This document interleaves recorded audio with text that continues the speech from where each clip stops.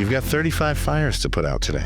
Urgent tickets, high priority customers, critical issues. Everything feels like a fire. So the place is going to burn down. Because how can you possibly put out 35 fires in one day? Because the truth is, if everything is urgent, nothing is urgent. Today's guest is Barbara Nicholas. She's the CEO at Poly, and she spends her summers doing search and rescue training in the backcountry. 6 days with 40 people practicing for real life and death scenarios, including mass casualty incidents where you have fewer resources than victims who need help. And here's what she's learned that changed how she runs her company. Most problems at work aren't life and death. We're not saving lives in white-collar work. A lot of this stuff can wait. But we've built an everything is urgent culture that's burning people out and destroying their cognitive capacity. So Barbara built a triage system. Urgent and important, urgent but not important, important but not urgent, and the toughest one of all, not important, but urgent. Like the high-value customer demanding a downvoting button because they're a dedicated Reddit user. Now, is that a fire today, or is it an ember smoldering somewhere that you handle in 8 weeks when the renewal actually comes up? So today we're covering how to tag urgency with shared language across Notion, Slack, and Jira, why empowering everyone to challenge urgency levels builds trust, the search and rescue lens for AI experimentation, guardrails versus getting out of the way, what happens when you try to build compliance tools in-house? Spoiler, nobody trusts anonymous surveys. And how to participate in agentic architecture without losing your core values. I'm David Rice. This is People Managing People. And if your team is drowning in false fires, this conversation shows you exactly how to build a triage system that actually works. So let's dig into it. All right. Well, Barbara, welcome to the show. Yeah. Thanks so much for having me. Yeah, it's good to have you here. Where I wanted to start was when we spoke before this, you were talking about sort of the no false fires and keeping perspective that most work problems aren't really life and death, right? Like, I think for a lot of us in white collar work, we have to remind ourselves, like, we're not saving lives here, okay? Like, a lot of this stuff can wait. But I'm curiously, like, how does that concretely shape the way you set urgency priorities and boundaries with your team?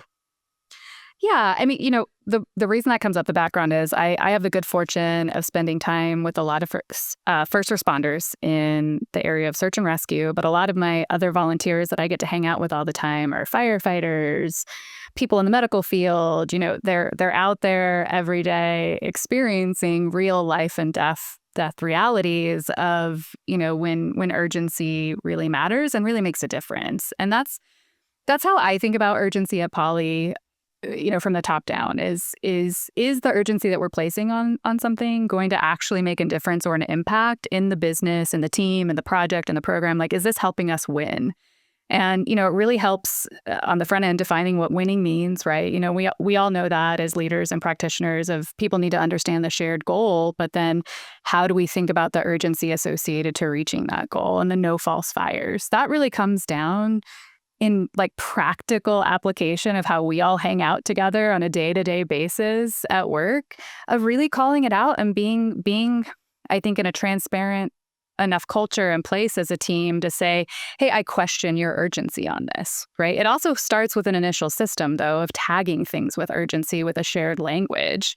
And so, we have it down to mapping within our Notion project workspaces or our tasks of like, what's the lane you're putting this in when it first comes up, right? It's urgent and important, urgent, not so important, but it's just a thing we have to do quickly.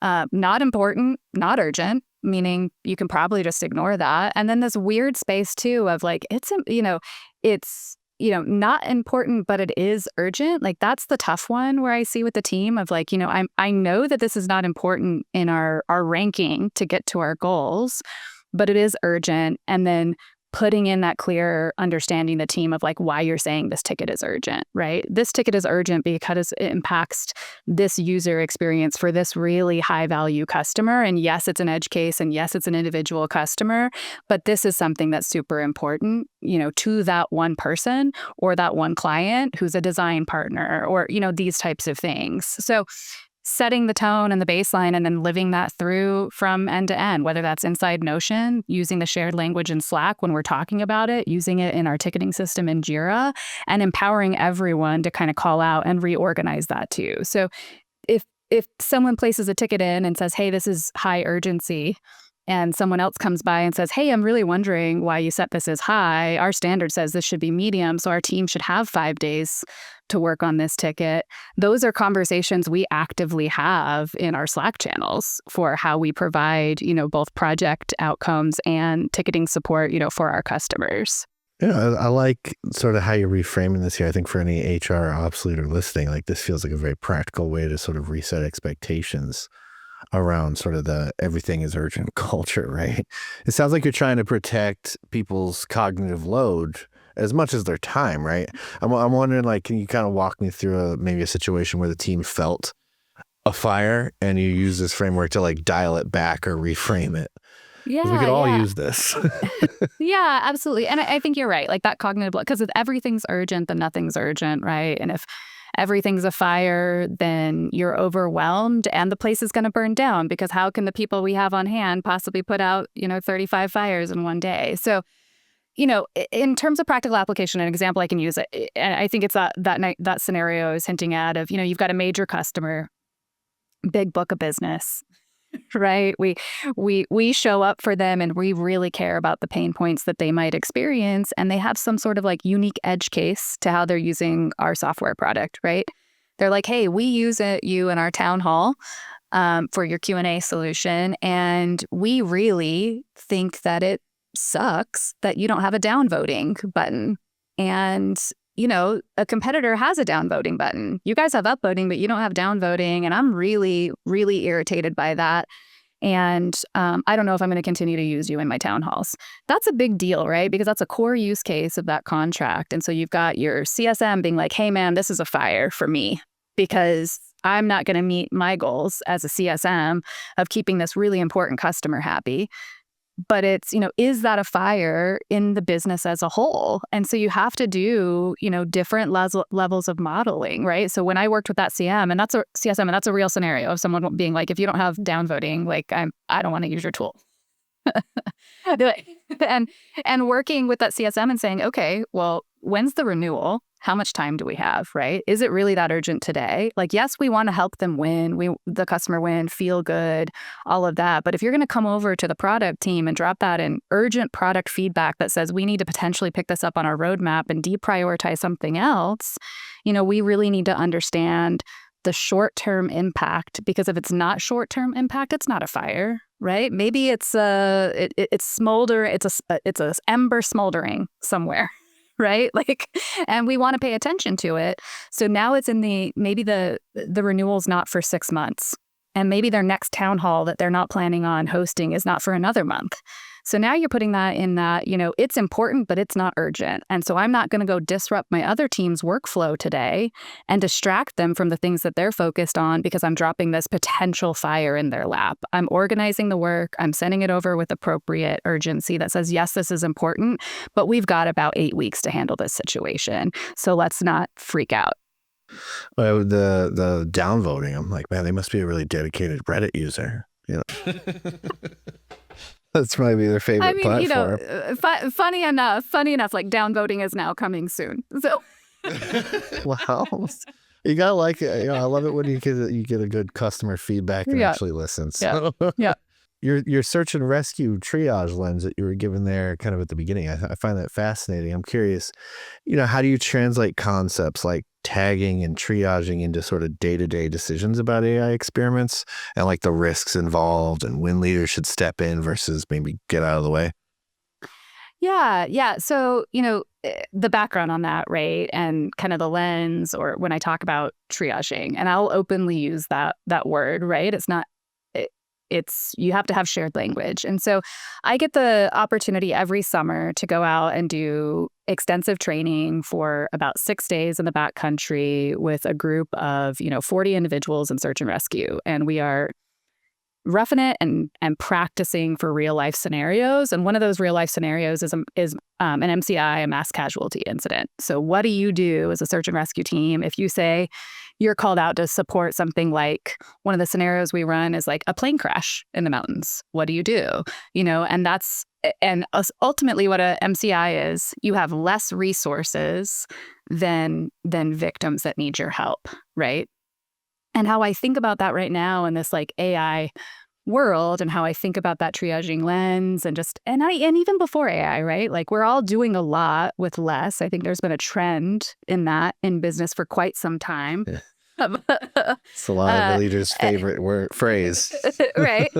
And, so if you think about that in terms of like this actual real world scenario where it's also time bound, right? Because in work, we're also time bound to reach our annual, quarterly goals, whatever that is, whatever the cadence of your company is. And you only have the resources you have. And a lot of us can feel really limited by that and really frustrated by that. So like, how do you approach walking into work at the, beginning of the quarter, beginning of the month, and saying, here's what I am supposed to accomplish, and here are the resources I have. So at an MCI, you're walking in and you're saying, I've got green, I'm going to go through on the scene and I'm going to start assessing victims. Everyone is handed a batch of tickets that are physical tickets that are green, yellow, red, and black. And you're going to go tag people and you're going to say, this person has a green sticker on them, that they're fine. If another emergency medical responder comes by, they can walk right past them. They don't need to look at the person with the green sticker. And then you've got yellow where like, hey, they're serious, but they've got some time, right? They're not critical. And you've got red, immediate, life-saving. They are the most critical patients. And you've got your black where it's like, hey, there's nothing more we can do here. Like this is not on the plate for us to handle today with the resources that we have. And in a real life scenario, that's exactly what's happening, right? So you have to have someone that's a leader within each team that's deploying whatever project, and we're talking AI a lot right now, that's going to go in and assess, when something comes up right now at Poly, it's what do we tackle first and when it comes to operationalizing AI within the way that we work and run this business. And, my job, along with a couple of other really smart people that I get to hang out with every day, is saying what actually makes an impact and what is actually going to help us win, produce better product, have better work lives for our team members, and actually make our work more efficient versus it just being more, right? Because I think there's a lot of that happening of like, it's just more because we don't have the systems built yet. So in terms of tagging, that's that lens I'm looking through is like, what actually can be impacted, make that really, really clear for the people that you're then sending into this project so they know where to focus their time and not focus their time, right? So if I tag something as red, like for me, what's really red at Poly is I want to have a design prototyping playground because humans can better express their requests and translate it to other humans with visual representations of that, right? And so if I have a really smart product manager that has a vision for a product feature that they're responsible for, and they're communicating that with our designers, we've now just cut out 2 to 3 days of the specking to design process because our product manager has now been empowered with a design prototyping tool using Claude and Figma Make that allows them to set up what they have in their head about how this is supposed to look, feel, and work for our customer because they know our customer voice. And when they sit down with our designer, they're no longer sitting in a Notion document that says, I want this button to do this. They're like, hey, this is what I'm thinking. And here's my brain dump in a visual representation, right? Like that has huge impact. So we tagged that as high priority. There's other things that just don't. Right? Like some of this more, I think, document heavy stuff, like we're already doing that really well, right? Do we need to go and spend a bunch of time rethinking how we're going to use Claude to make our specs better? No, we spent some time on that already. Maybe we work back later on, but we're trying to hit those really critical things that make a difference and triaging that on the front end as a strategic team, and the leaders of each of these departments was required. That's the beautiful thing. If you did spend a lot of time on documentation and sort of like the remote work eras, you're kind of pretty well set up for this next step. Yeah. But it's interesting, like listening to that sort of like the tagging analogy, because I keep thinking to myself, like sometimes I need something like that, like something to just help me make sense of like, is this actually something I should use this technology for? Is this something that like should be a big priority? And sort of it's like, what I like about it is, there's all this talk about autonomy, right? But that doesn't mean chaos. It doesn't mean you've got to have clear guardrails so people can actually experiment safely and experiment intelligently. And I think a lot of teams are in that try stuff and just don't break the company phase with AI. Yeah. I So mean, the tiers of risk, it feels like a mental model that a lot of people could borrow. Yeah. I mean, and if you think of any, kind of enterprise level tool that you bring into a company, it's only as good as how you build it and maintain it, right? Like not to simplify the reality 100%. of the challenges of what we have going on with AI and doing it well and setting up really great operating models with it. But I mean, it's as simple as like, okay, how many people have a really messy G drive that they just keep building on top of, and we're like, we'll deal with, you know what I mean? Like we'll deal with those archived folders later, right? AI puts more pressure on operators, genuinely, of saying how do we keep our arms around this, and how do we actually implement this in a way that helps the business, and we don't just have a bunch of folks doing really cool, smart things in silos that don't really move us forward. If a leader wants to start tomorrow, right, like with something like this sort of this level of prioritization, I guess, what's one simple rule or boundary that they might set that would immediately help their team? Yeah, I think the most critical one is getting buy-in on what you call red, right? Because I think that's where the deepest disagreement can come. And I think that many leaders can just set the tone. You can say, hey, I believe that red, means that in terms of, building something new, that it directly impacts our overall revenue goal for the year, or it directly impacts X, Y, and Z budget. And you need to make it real, concrete, and understood as to why that is red, so people are bought in and they understand. That's like step one. From there, it cascades down. And I think, everyone's smart enough to say, well, what's yellow, right? What's yellow is probably medium impact on revenue, but it will make people's work lives better. Right. And, and then there's also this black of like, it just makes no difference. Please don't spend time on it. So you're applying AI differently across engineering versus non-technical roles. You're more of a startup environment, right? Mm-hmm. So I'm curious, what have you learned about integrating AI into product, into design, go-to-market work without overwhelming people? Yeah. So one of the things we did is, we did a survey to start.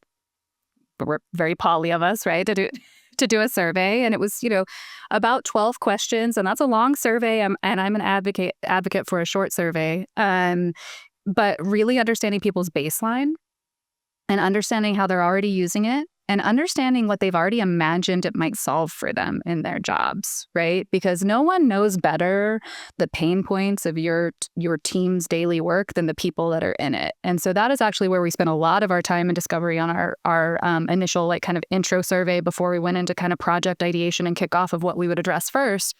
And we said, okay, what are the pain points that you think AI can solve for you? What are the things you've already dreamed up or imagined? What have you actually already implemented? Are you using AI at all? And getting this baseline. So it was called our AI baseline survey. And then we went through and we said, hey, wow, these are some really great kind of nuggets of information or awareness on pain points that some of them I was very aware of them, some I wasn't aware of. What we saw at Poly is that there was also then a common theme that we saw the most pain points across different departments and areas that they also thought that they would be empowered by AI to improve was in handoffs between departments. And so we found our red, right? Like we said, okay, what's the most impactful thing that we could do? And so, as I mentioned, kind of that prototyping playground, because we had a challenge of the handoff between product and design. And the time it was taking to get our design iterations to really be aligned with the spec MVP and not kind of be in this kind of constant feedback loop that was bleeding into even after kind of saying designs were final and ready for engineering handoff, right? And so we were still iterating after engineering handoff. We are now solving that by, kind of swarming that and having the supports given to those teams to build out the prototyping playground, leverage Claude and Figma, set up our product managers with, Claude code access and being able to ask the code-based things and decide for themselves more efficiently and effectively in their daily flow of work about, what they're trying to say, and communicate back and forth with our designers. Because I think a lot of companies, every company I've been at has friction points and handoffs between departments. And I think that Yeah. AI can really help us with that. There's a lot of pressure for volume, and there's a lot of competing priorities right now. And I don't know, internal communications feels somehow more difficult at times. I mean, I was at a conference recently and everybody's talking about how, the email environment right now. And I'm just, Mm. yeah, it does feel like, and I think part of that is just that we are, like you said before, doing more all the time. And so everybody just feels like this sense of being overwhelmed. But I'm curious, like, if you had your way, what would sort of this like good executive communication look like in sort of like the AI heavy, always on environment? Yeah. So, I think you hit the nail on the head. There's a lot more volume that's being expected of folks, right? And I think that there's this natural reaction that's happening. And I've heard it from some of our customers. So one of our customer profiles is internal comms teams, right? Because they use our tooling to facilitate their employee listening programs, all of these types of things in an organization. And the expectation is that, you're doing more. And in that world, that means like a higher volume of communications, and that becomes noise and very noisy in the daily flow of work. And when something becomes noisy without value, people tune out, right? So now they're tuning out to a program that maybe was higher impact previously. Maybe they didn't used to tune out because they weren't getting pinged 5 times in a month, because now we can whip up a lot more copy, right? It's easier for us to just whip up a bunch of, generic copy to say, hey, maybe we send out this communication, maybe we send out this survey, and you just have to really hold the line, I think, on what actually brings value and is value driven. And so in terms of like in an ideal setup, and what I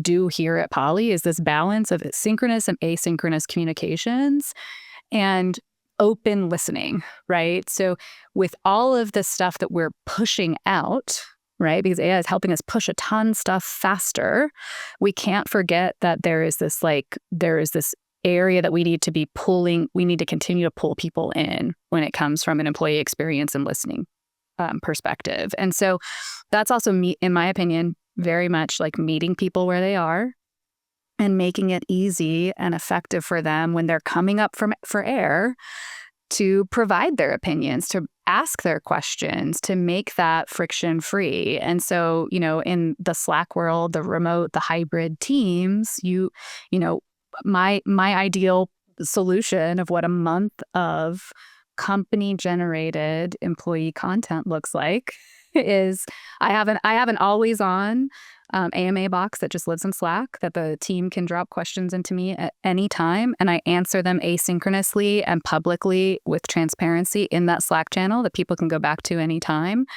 I'm hyper vigilant about noise in our general company channels, right? Like people look at that as an announcement. If I go to my general company channel, that's company updates, and there's something that pops, like people look at that like I should go look at that. Treat that like it's sacred.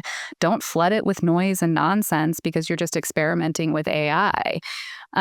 There's ways to set up more social channels, or if you're like, hey, we think people want to have more fun and games, go experiment somewhere else, right? First is a strong opinion there before you're bringing it into your company's flow of work as someone who's running your internal comms. Yeah, I mean, the internal comm space is interesting, right? Because there's a lot of stuff. There's a lot of companies I'd say that are getting some things wrong around AI in particular. But you mentioned, I think it was when we were talking before this, you said it's never been noisier without saying anything real. And I felt that one because I've seen that a lot of different places I've been down the last 10 years.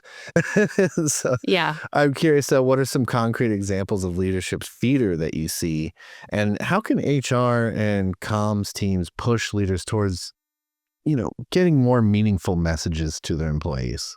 Well, one, I think the signal is really strong out there in the market. I think a lot of us have seen, the articles or the posts, the memes or whatever, that all these AI companies are investing like millions of dollars in communication leaders, humans to write content for their organizations, right?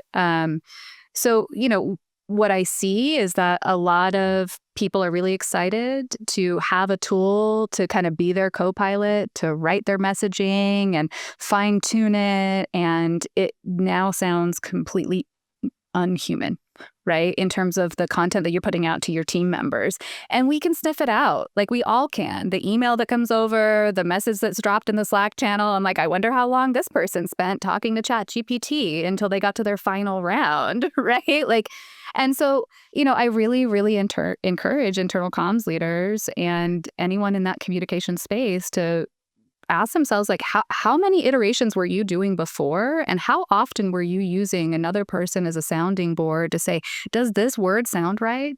Do I need to change the flow of this cadence? People want to feel like they're actually hearing from you.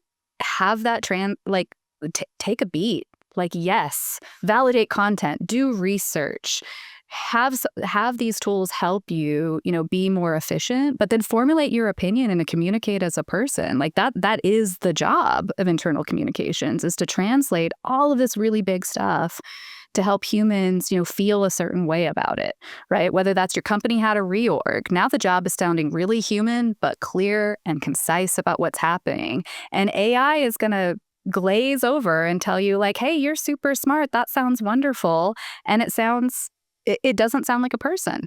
Yeah, no, it's some of it's just so cold.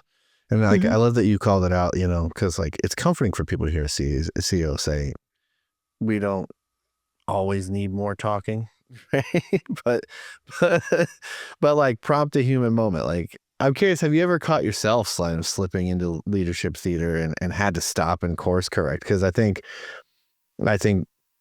I've probably done it at some point. Like somebody asked me a difficult question and it was like somebody that, I kind of manage, and I started to answer it and I'm like, what are you talking about? Like in my subconscious is like, just don't say this. Yeah. Yeah, I would say absolutely. I think anyone who tells you that they haven't slipped into it, especially like in your earlier days of your leadership journey, there was a version of myself where, I thought I was supposed to sound a certain way, that I would have come to this podcast and I wouldn't have sounded like Barbara, how I sound at the dinner table with my husband, right? And I learned a lot about how much easier it was to bring my teams along with me, specifically in areas of doing something hard or dealing with a hard transition. Earlier in my career, when I was like kind of at that director level, we had a pretty major reorg happening within the organization that I was participating in, and I was coming with the corporate speak of and it's going to be okay, and because we've cut this budget and we've done that, like and really what the team wanted to hear from me is like, is my job safe? Right. And it's like, and it comes across way more authentically if you can just simply say, hey, we've made this decision. This is what we think's right for the company. If you are here today, your job is now safe. Or if it's not, be real and be authentic. And again, just, essentially like cut the bullshit. People want to hear from someone that they can relate to, good or bad news. But yeah, I was definitely guilty of it. I would say that first ever like reorg that I was participatory in, I can remember walking into a room, talking with folks about back when you used to do all of this in person, with the folder and like talking them through their terms of their severance. And I shudder at how I sounded. We were talking before this, you kind of, I think, correct me if I'm wrong, but maybe this is from my supplemental research, but I think, Poly's moving from Slack tethered engagement to more like events and new product areas. And I'm curious, as you do that, how are you balancing the pressure to, ship quickly with your desire for thoughtful risk taking and that authentic communication that we've been talking about? Yeah. I mean, we are. So we've been Slack native and Teams native forever. It's a huge differentiator. We're not going anywhere though. Like anything we do, we have the Slack counterpart to it. But we see that the world is becoming untethered from single tool, point solutions, and we really want to be a part of our values of our product is be where people are working. Right? Like don't interrupt the flow of their work, be a partner to that, not a disruptor to that, and help people build really, really great programs with high participation rates. And so, the balance of that, of an aggressive roadmap, but depending on when this airs, and when anyone's listening to this, I mean, we're in the middle of it right now. Like, I'm coming up from air today because we had 2 major features hit GA. We've been doing a ton of testing. We're doing product release announcements next week for our live quizzing, live surveys, new web app architecture. Like, we're going full steam. We're going hard. And 2 months from now, we're going to have our events feature GA'd and an MCP server out there in the ecosystem, because like now is the moment. If anyone in software is moving slow, you're going to get left behind, right? Like that is the tone. I don't think B2B SaaS is going anywhere, but you need to capitalize on this moment.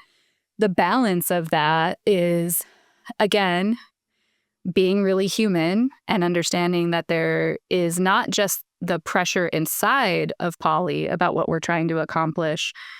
Everyone is reading the room. Anyone that's on LinkedIn, anyone that's, opens their phone on any given day, right? Like, all of your employees are consuming the same content that's telling everyone in tech right now to be worried, and being really intentional and caring about that, and being really open with my opinions to the team. We host a weekly town hall that I run every single week, and we do a weekly kind of town hall, and we do a monthly all hands. And I host those every single week, and I'm super, super transparent with where we are and where I think we need to be and what we're building to try and relieve some of that, just, I think, emotional pressure of, are we going to win in this market? In terms of like assessing risk and like how we're working, we're moving really, really fast, but we are not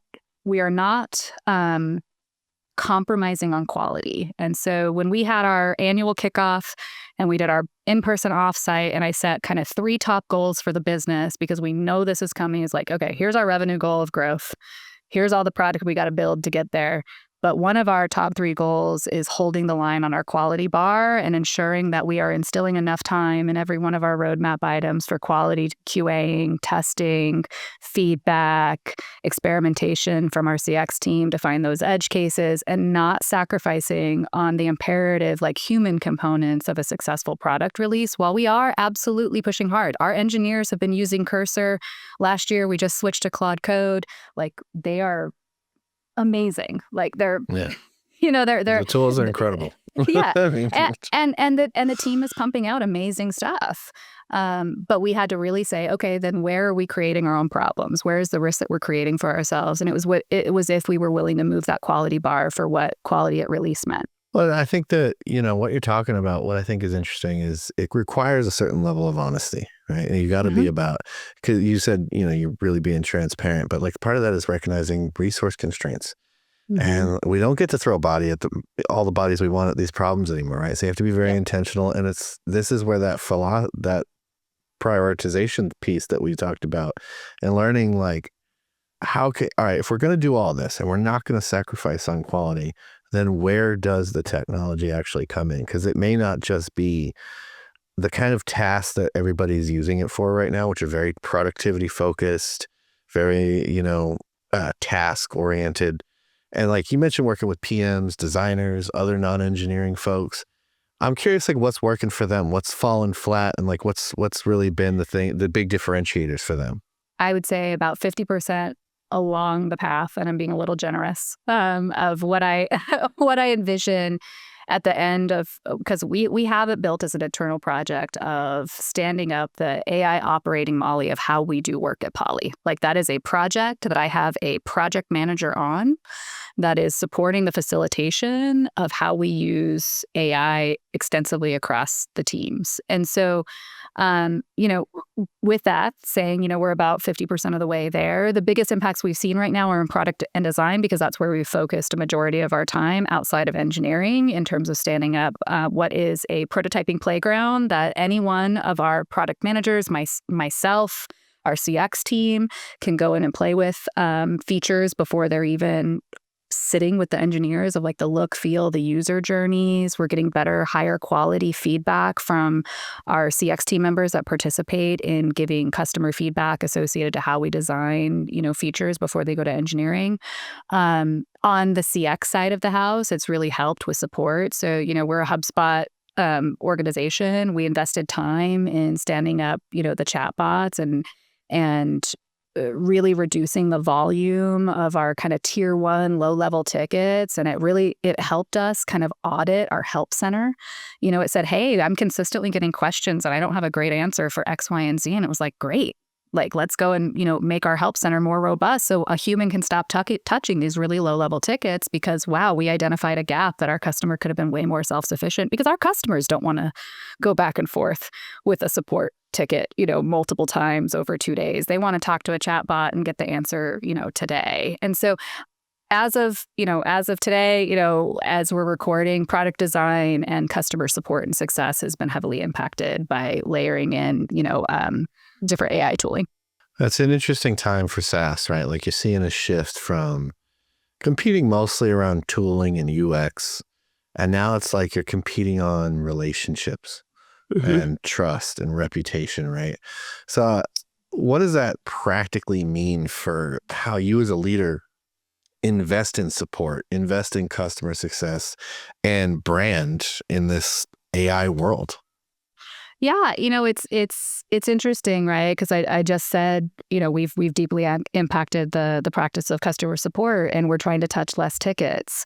We're trying to touch less low-level tickets so we can continue to give the humans on our team the opportunity to meet with our customers, talk with our customers. I meet with our customers. I take demo calls. I think that in the world of B2B SaaS, if you lose track of how your product actually makes people feel, right? And you lose track and sight of that customer voice and feedback, you're going to be designing to nothing that actually moves the needle in terms of winning in your market. So, we have never had the intention at Poly that AI is going to take over, meeting and discussing how our customers can get the best ROI from the product that we provide. That is not something that we are currently trying to engineer ourselves out of, especially when we talk about like enterprise customers, right? We have a whole book of business that are self-serve, PLG.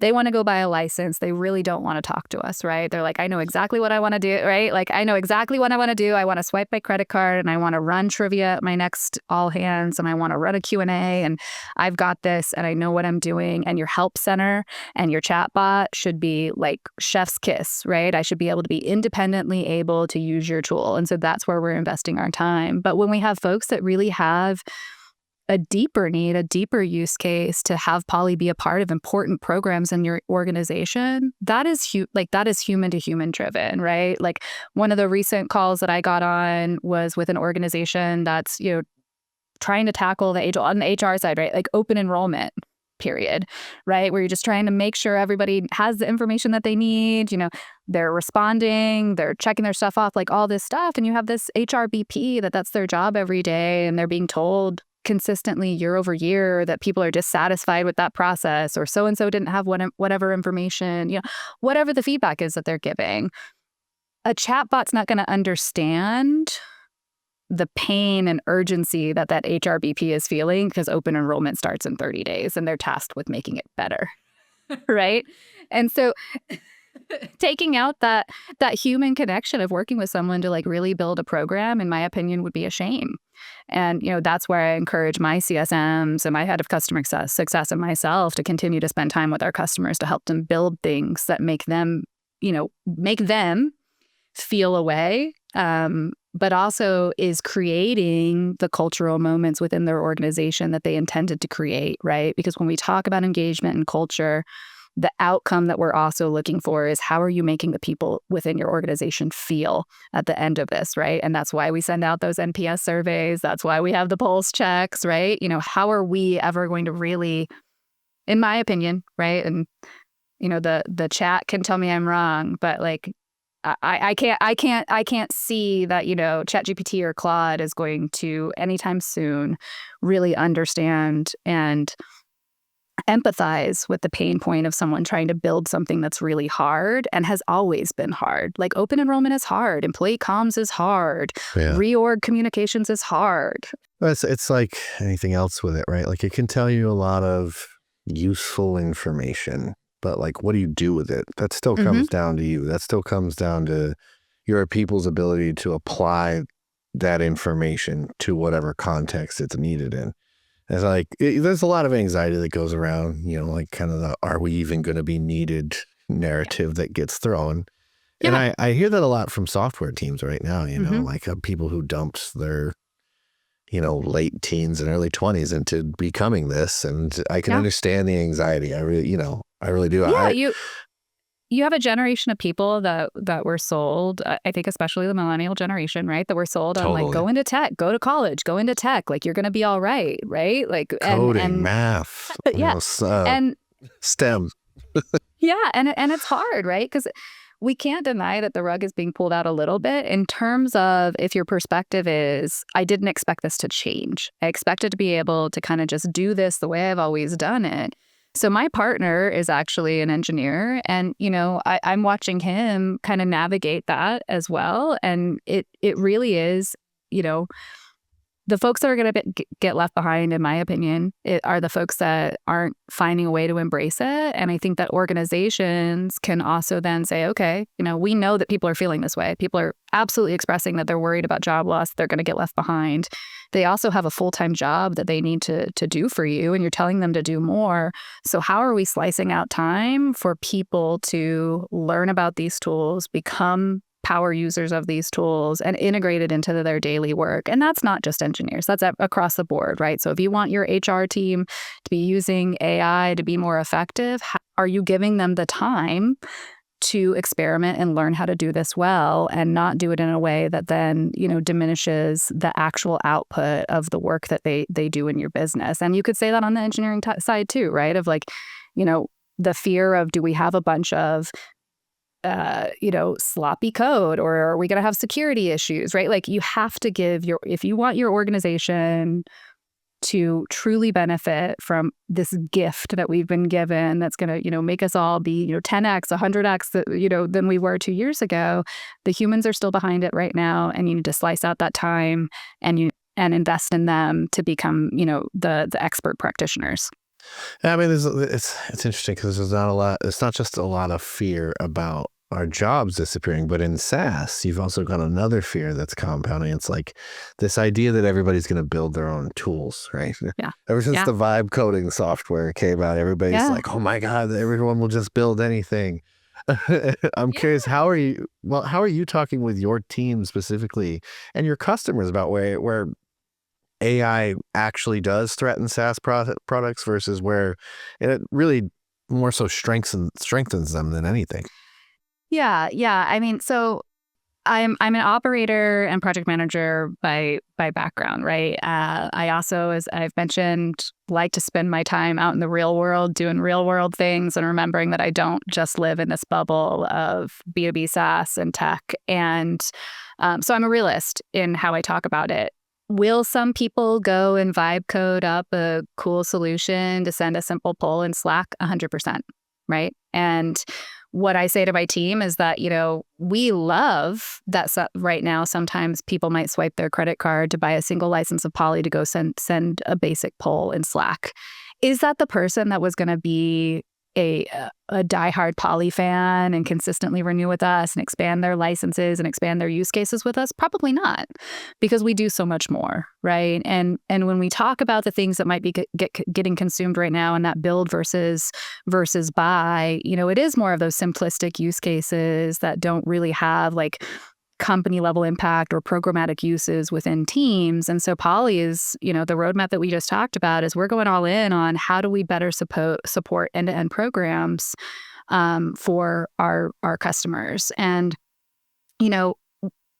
we're taking it on. We said, okay, are we going to layer in a bunch of AI features within our product as step one in this moment in time? And I don't feel confident that that's the right call. I think that a lot of the conversation now is what tools are going to be easy to bolt on to the AI tooling that these organizations have chose, right? And so we're going down the path of the MCP servers, getting better at, how our workflow builders are positioned in the tool. And we're saying, okay, cool.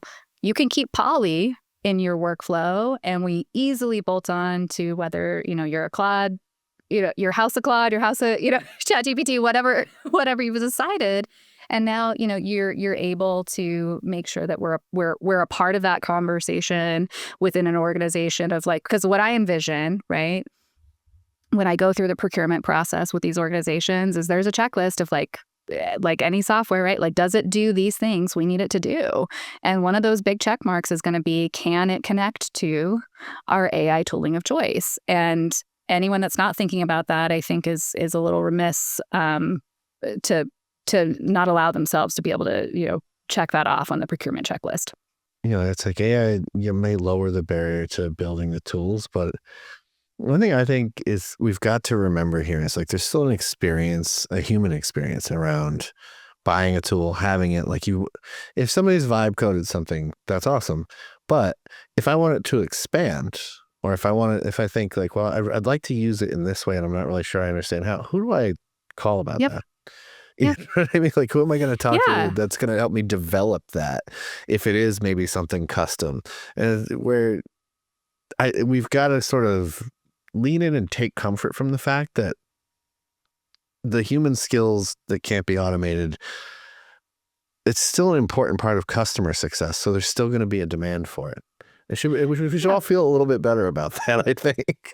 I mean, also the practical reality of is your company in the business of running, managing, and supporting software products? And if you're, you know what I mean? Like, so when I think about different logos, right? Like maybe I have a customer and the services they provide are like insurance services or something, right? Like, is their internal team planning to stand up a product team, right? That supports and manages and evolves these features? And if they are, cool, they can build it.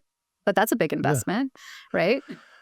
Yeah, it's probably not what they were ever designed to do. Yeah, exactly. And it's a huge investment of cost. It's headcount, it's planning, it's management. So I don't think that from that perspective, we should all be shaking or scared that suddenly B2B SaaS is going to go away. But I will say, if you're not finding ways to make sure that you can participate in the new ecosystem of how people are plugging their tools together, and AI kind of being a central layer, especially with all these agentic workflows that you're seeing really smart people build out, your tool needs to be thinking about like, how are you participating in agentic architecture? So it makes it super easy that if I'm a HR comms leader and says, hey, Claude, complete these tasks for me overnight and, send these, surveys out to these Slack channels and all of that, Polly will be there to do that and be your participation infrastructure layer in between what is you're seeing in people that are like high AI adopters.